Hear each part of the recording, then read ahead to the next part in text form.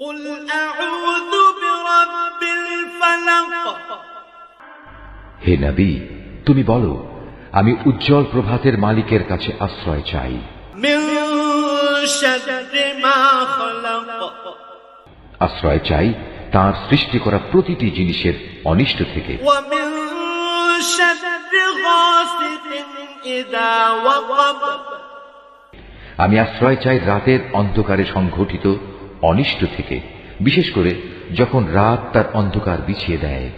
ومن شر النفاثات في العقد আমি আশ্রয় চাই গিরায় ফুঁক দিয়ে জাদু টোনাকারিনীদের অনিষ্ট থেকে।